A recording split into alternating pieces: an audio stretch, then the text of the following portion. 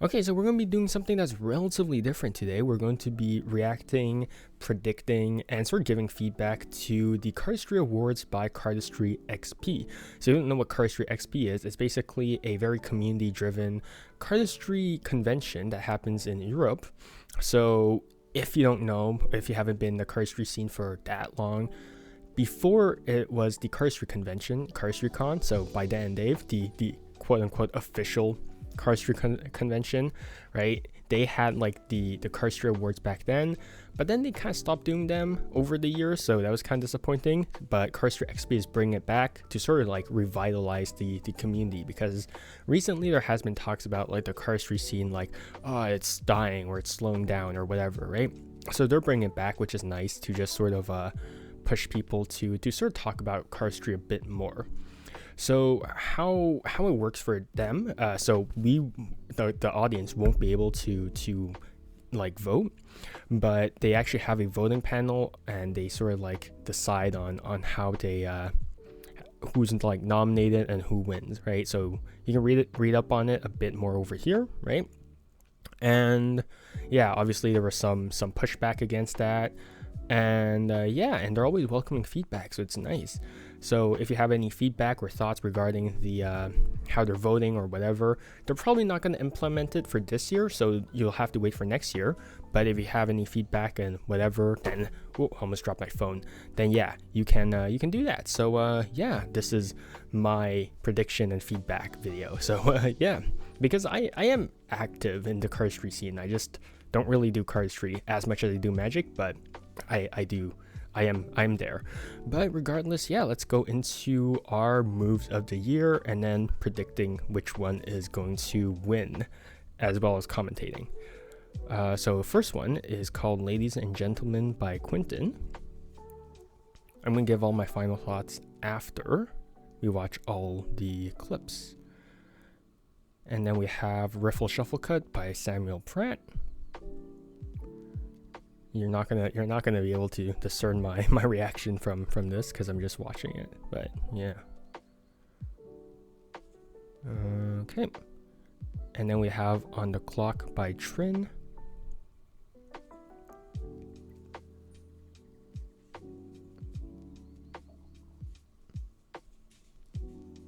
And then we have Futon by Santiago.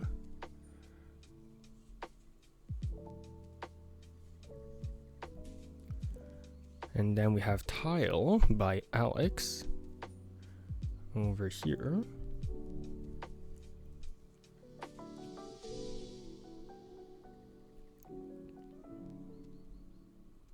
There we go. So those are the 5 moves of the year nominees. Ladies and Gentlemen, which is this nice packet cut with 2 drops. And we have a Riffle Shuffle Cut, which is a riffle shuffle that transforms into a packet cut, and then it transforms into a sort of like cascade type of deal.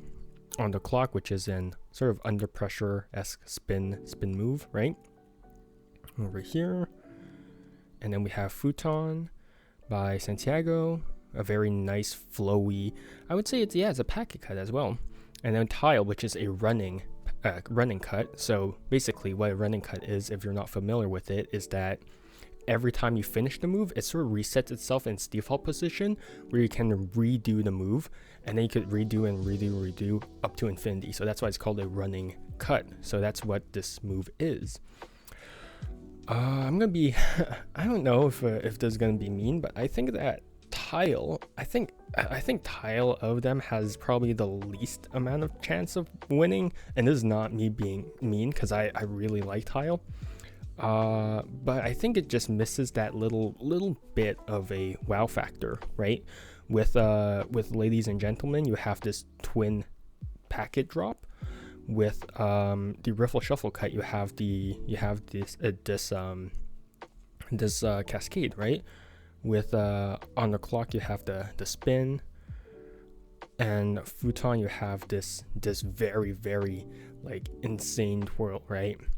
Tile is a very solid move, right? They're all very solid moves, but it just lacks that little bit, I think, that makes people actually catch, makes it like catch people's eye, because it is a very nice cut, but it's just like nowadays, I think what makes like a cardistry move like very notable or very popular is like a wow factor, right? You need every cardistry move to have like a wow factor to really make it a bit more notable than the rest, right? This move is good, but again, it's lacking that little wow factor. We have Futon, which has that very insane spin. I don't know if you can notice it, but the ink is bleeding onto like his hands over there. Like his knuckle is like slightly green and over here on the corners as well. Like you can see how worn down the cards are. So he practiced the hell out of this move, and you can tell that is a very, very like intense move as well. On the clock, oh man, I think there are better Trin moves. I'm gonna be honest, I think there are better Trin moves, especially during the 2023 era. I think this is far from the best Trin move, but I know people like it a lot, but because we've seen this elevator concept with the Under Pressure before. I think Best Card is Alive posted like a concept with that already. But what Trin added was basically just an opener to the move, as well as the spin with the index finger, and then a closer to the move over there, right? So Trin, even though he does like very like card stunt-esque moves, he always adds like a closer and an opener to the move, which I think is very, very cool. Riffle Shuffle Cut, very, very nice. Yeah, you have that wow factor at the end with the cascade.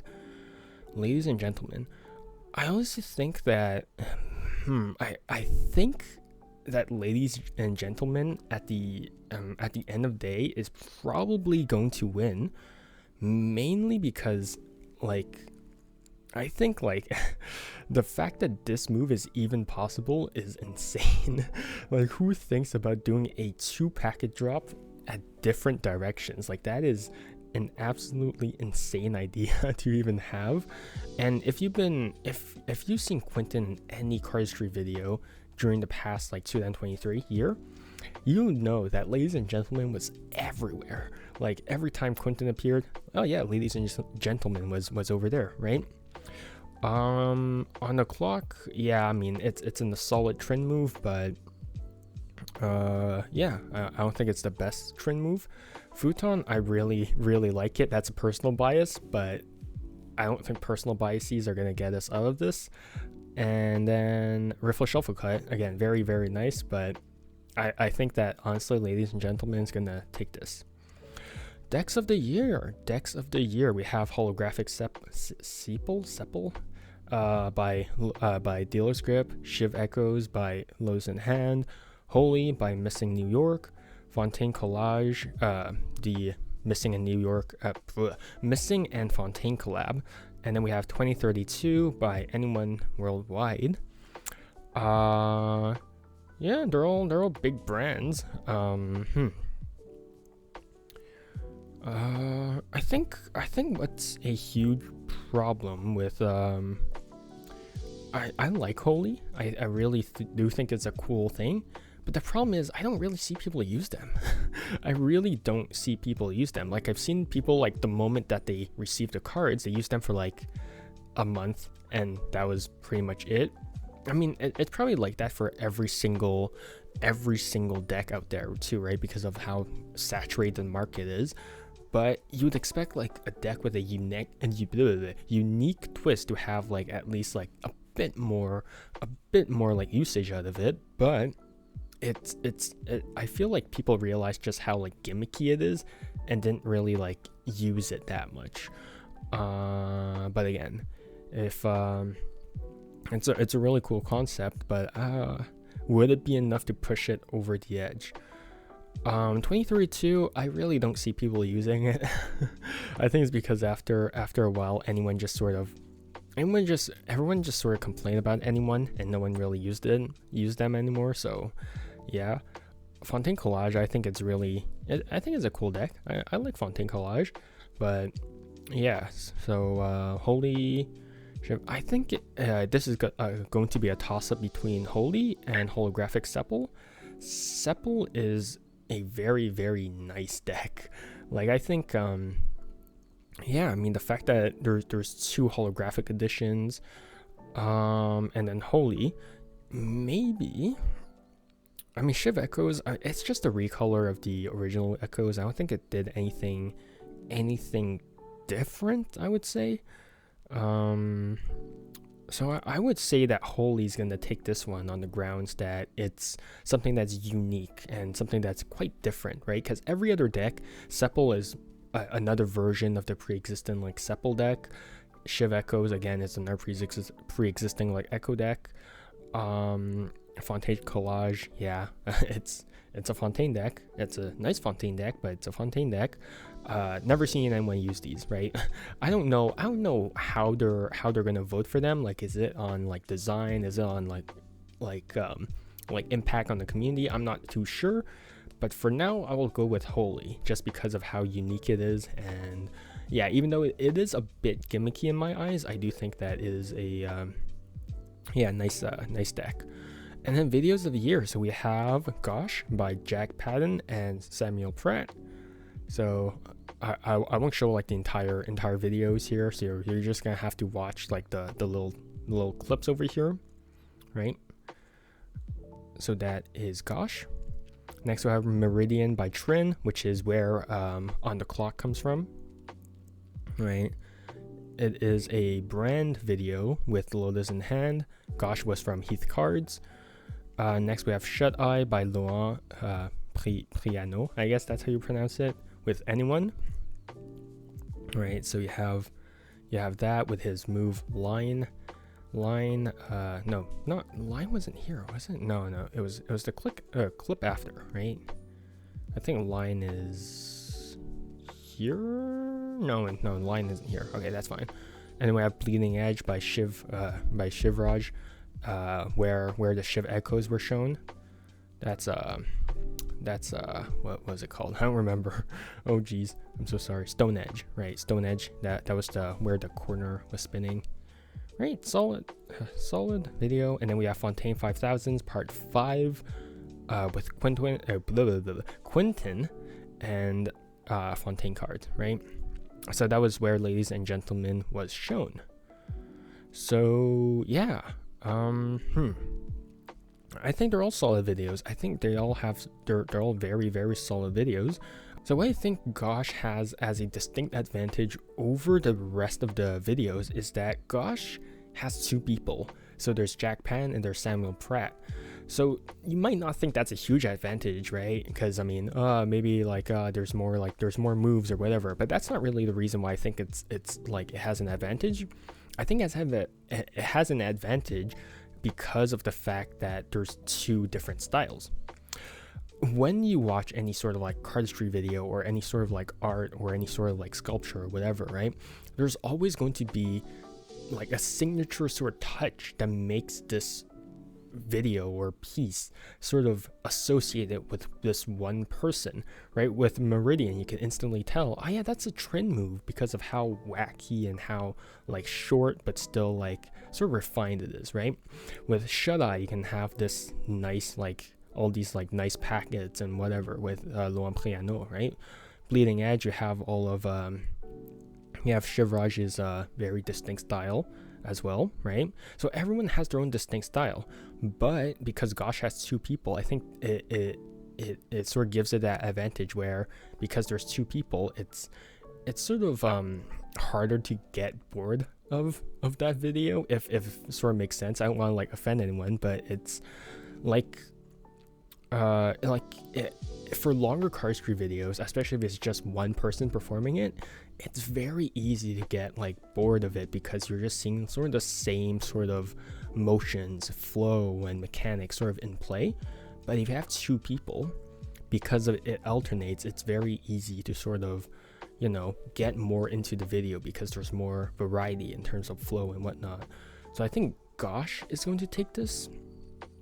And I think my main problem with 5000 Part 5 is that Quentin's style works best when he shows one move for one post at a time. And because his style is very refined, it's very, very nice. It's a very difficult flourishes. but it's very slow because of how difficult the moves are. And I think placing all of these slow moves like one after another makes it pretty, I don't know, it makes it kind of hard to watch, as much as I don't want to say it, because if you see some of these moves, they're very, very insane, but it's so slow that having like a 2.5 minute long video of this makes it feel like forever. Bleeding Edge is a very solid video overall. Loam Piano, again, solid video.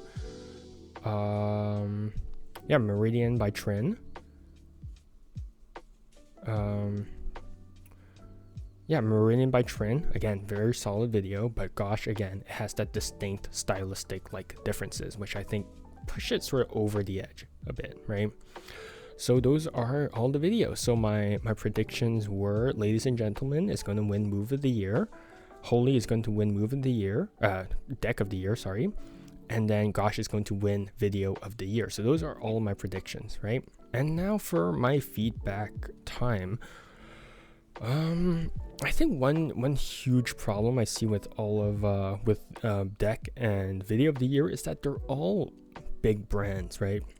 They're all brands from Heath Cards, Lowe's in Hand, Anyone, Fontaine Cards, Missing, Dealer's Grip, Fontaine, Anyone, right? They're all huge brands, and it's sort of annoying because they're like, oh yeah, we sort of want to revitalize the community by getting more people to talk about it, and community, right? They're very community driven, but why is it all big brands then? Right? I think that ultimately, if especially because I don't even think like because especially with how prevalent Cardistry is, there's a lot of smaller creators out there who haven't been noticed by big brands out there, who have also very, very solid like creations out there as well. So I think that if they have things like wild cards, right? If they have things like, oh yeah, you guys can choose like one big brand nomination, but you guys also have to choose a bit of a smaller brand nomination as well. I think that would be a good balance as well. Just have like a couple of wild card nominations. I think that would help a lot with diversifying or adding a bit of community spirit to otherwise like a very big brand focused like community. So that would be nice. The second thing is maybe adding like a this concerns the votes, because I know a lot of people were complaining about the voting panel. Maybe adding like community votes, right? Adding like people who can vote online and whatnot. Yeah, I mean this, because obviously some people were like afraid of people like rigging the votes, right? Which did happen back then. There was a couple of brands who did have some more influence on some other people, which caused the votes to sort of be skewed. One easy solution would be to just have like the voting panel have a bit more weight in terms of deciding power, versus so the community's like vote would count for like 30% of the total vote or whatever. I don't know how math works, but you get what I mean, right? Like the voting panel, like the judges for the voting panel have more saying than the community votes, if that sort of makes sense, right? But yeah, I think that about wraps it up. I mean, that's my predictions, my commentary for the Cardistry Awards, and some feedback as well for the people organizing it, because I know they welcome that thing, and you know, I highly appreciate what they're doing, because I mean Dan and Dave have been sort of stepping out of the Cardistry scene, so it's nice to see like some other creators sort of stepping in and trying to fill those shoes. So it's nice. But yeah, that's going to be it for me today. Yeah, stay healthy, stay safe, and see you guys next time.